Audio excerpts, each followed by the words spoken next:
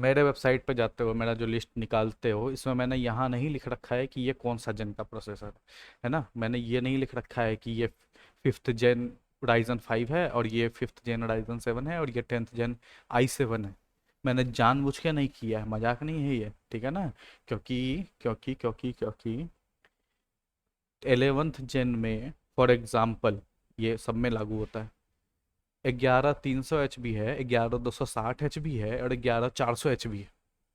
ठीक है ना। और देख के तो ऐसा लगता है ना कि 11260 सबसे कम होगा, उससे ऊपर 11300 होगा और उसके ऊपर 11400 होगा। जनरली अच्छा है, लेकिन अभी दिखाता हूँ क्या बकचोदी। तुम 10th जनरेशन से आ रहे हो आके, ठीक है ना। 11260 का तुम पूरा लैपटॉप देख रहे हो, फिर भी तुमको 6 कोर 12 थ्रेड वाला मिल जा रहा है प्रोसेसर, है ना। और ये दिख भी जाता है, देखो सिंगल कोर में फिर भी अच्छा इंप्रूवमेंट है ओवर 10500 एच, ठीक है ना। ये फिर भी है। 11300 एच को देखो, 11300 एच उल्टा कम है, ये देख रहे हो। ये 10500 एच में 6 कोर 12 थ्रेड हैं और इसमें 4 कोर 8 थ्रेड हैं। मजाक बना रखा है इन्होंने, है ना। इसीलिए मैं अपनी शीट में जनरेशन लिख के नहीं बढ़ जाता, जानबूझ के नहीं करता, बेवकूफ़ नहीं समझता मैं तुम लोगों को कि हाँ तुम लोगों को समझाने के लिए मैं 11th जेन करूंगा, तुम लोगों को समझाने के लिए मैं दिखाऊंगा कि ये i5 है या i7, ठीक है ना। वो जानबूझ कर नहीं करता। मॉडल नंबर स्पेसिफिकली इस वजह से डालता हूँ। अगर तुम ये कंपेयर करो कि ये 10th जेन का सीपीयू है, ये 11th जेन का सीपीयू है, सिंगल कोर में जरा सा ऊपर है, मल्टी कोर में सेम है, गीक बेंच में तो मल्टी कोर में तुम्हारा पिछला जनरेशन वाला 10500 अच्छा है। मतलब काहे का जनरेशन अपलिफ्ट हुआ तुम्हारा, कौन चीज का पैसा दिया तुम, समझ रहे हो बात। क्या चीज का पैसा दिए तुम। भाई तुम अगर एक्स्ट्रा एक जनरेशन से दूसरे जनरेशन में गए, इसका रीजन यही था ना कि यार तुमको ज्यादा परफॉर्मेंस चाहिए था। अब यही देख लो 10500 और 11400 एच का, देखो कितना अच्छा इंप्रूवमेंट है। मल्टी स्कोर में 10%, सीने बेंच में 37%, यहाँ पे 50%, सिंगल कोर में, यहाँ सिंगल कोर में 30%। ये देखो 11300 एच में, मल्टी कोर में मल्टी कोर में एकदम, हमें मल्टी कोर में तो कम है। देखो मल्टी कोर में 10500 ज़्यादा है। हाँ, वो जो तुम सोच रहे हो मैं लास्ट बताऊंगा, सबर करो। तो ये क्या कहता है, सिंगल कोर में थोड़ा सा ज़्यादा है, मल्टी कोर में कम है। ये क्या बकचोदी है। तुम भाई पैसा किस लिए दे रहे हो, तुम दे रहे हो मल्टी कोर परफॉर्मेंस ज़्यादा के लिए। तुम अगर एक प्रोसेसर से दूसरे प्रोसेसर में जाते हो, नए जनरेशन में जाते हो, सिंगल कोर भले ज़्यादा ना बढ़े, तुम मल्टी कोर का पैसा देते हो।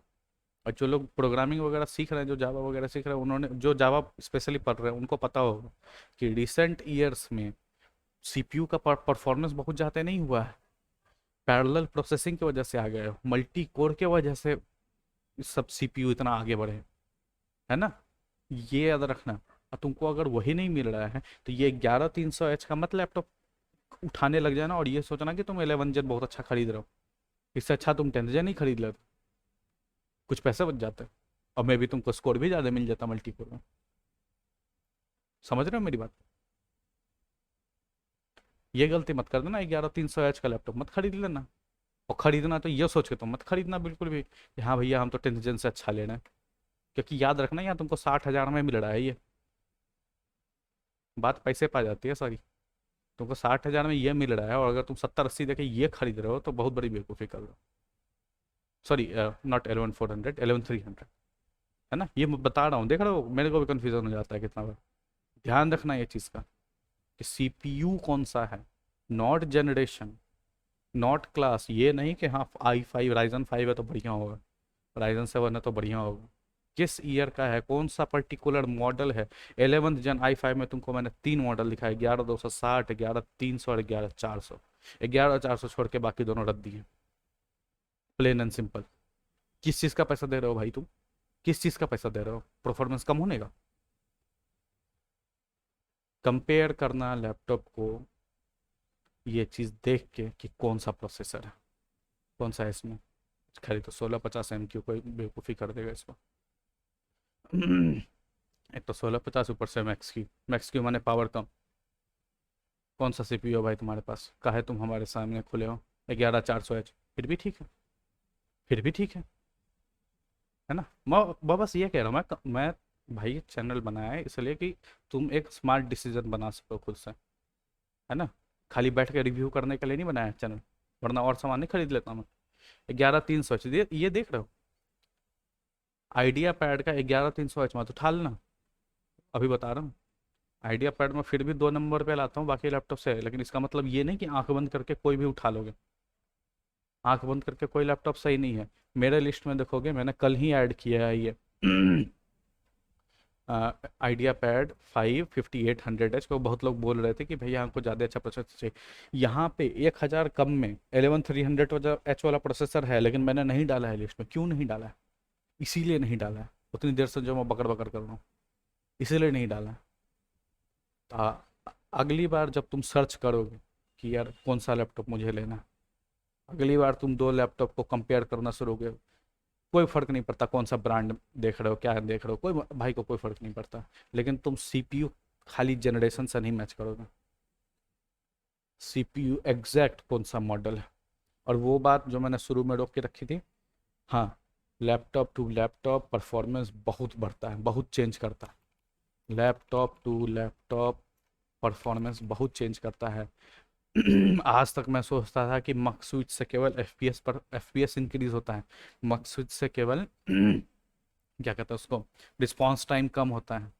ये चीज़ दिमाग में था ही नहीं कि यार जब तुम्हारे पास मक स्विच नहीं है तो लैपटॉप आखिर जा कहाँ से रहा है, डिस्प्ले कहाँ से आउटपुट हो रहा है, आईजीपीयू से। आईजीपीयू कहाँ होता है? आईजीपीयू सीपीयू में होता है। यही दिखाने के लिए मैंने पिछले दिन ये वीडियो बनाया था। ये दिखाने के लिए नहीं कि 10500H कितना बेकार प्रोसेसर है, वो दिखाने के लिए वीडियो नहीं था। ये जो मैंने परफॉर्मेंस ड्रॉप दिखाया था, ये क्यों हुआ था? ये इसीलिए हुआ था क्योंकि उसमें मक स्विच नहीं था, है ना। उस वजह से अगर तुम जाओगे गीक बेंच पे, अगर तुमको किसी पर्टिकुलर मॉडल का देखना है ना, मैं एक तरीका दिखा रहा हूँ, मैं जो तरीका यूज़ करता हूँ। जैसे तुमको 5800 बहुत अच्छा प्रोसेसर है, अगर तुम इसको सर्च कर रहे हो, तुम एंटर दबाओगे डायरेक्ट, तो ये देखो स्कोर कितना अंतर है स्कोर में। 1300 से देखो, कुछ तो आउटलायर होते हैं, ये हो सकता है बैटरी पे चला दिया या अच्छा लाइनक्स पे चला दिया वर्चुअल बॉक्स में, उन सबको इग्नोर मारो, ठीक है। इन जनरल देखोगे जैसे विंडोज़ वगैरह, जैसे 1400 का स्कोर आ रहा है, 7,000 स्कोर आ रहा है, यहाँ आ रहे हैं तो भैया ये स्कोर आ रहा है ना। यहाँ पे क्या करना है, यहाँ पे मॉडल डाल देना, ठीक है ना। यहाँ आना, मॉडल डाल देना, फिर तुमको देखो एक आइडिया मिल जाएगा कि 1500 से 9,500 तक गया, ठीक है ना।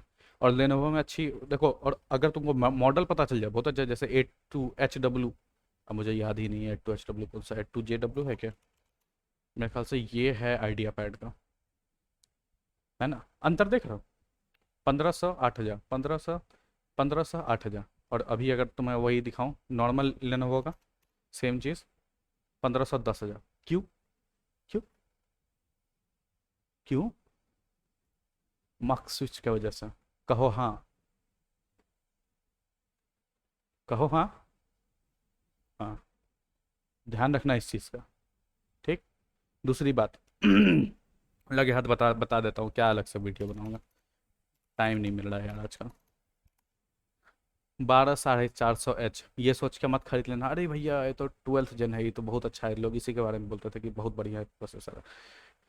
12 400H में, 450H में 8 कोर 12 थ्रेड, और यहाँ 12 कोर 16 थ्रेड। इसके वजह से लोग खुश हो रहे थे, इसके वजह से नहीं।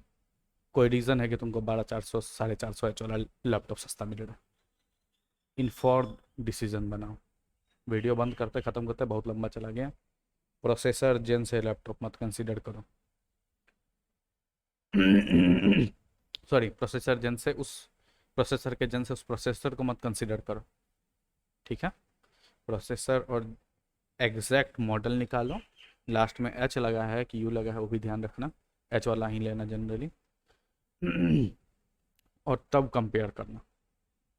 और गीक बेंच पे आना, सीधा गीक बेंच सर्च करना, है ना। तरीका सिखा रहा हूँ, मछली पकड़ने सिखा रहा हूँ, है ना। खरीद के नहीं दे रहा बार बार मैं। कितना यूट्यूब के वाले पे भरोसा करो, थोड़ा अपना भी दिमाग लगाओ। और यहाँ अगर प्रोसेसर डालोगे तो इसके साथ तुमको ऑपरेटिंग सिस्टम ध्यान, तुमको यहाँ पे अपना ब्रांड डाल देना है, कि किसका लैपटॉप ले लो। और अगर तुम्हारे पास अच्छा मॉडल आ गया, जैसे ये देख लो, डेल G15 5515 5800 वाला प्रोसेसर, उसका स्कोर देखो क्या जाता है, 1300 से 7000, 6000, 1100, 13,000। और यही अगर मैं 5800 अगर मैं लेनोवो में निकालूँ, देख रहे हो अंतर। ऐसे थोड़ी तुमको लीजन पकड़ाता रहता हूँ यार, कोई बात है तब तो पकड़ाता हूँ लीजन। खैर,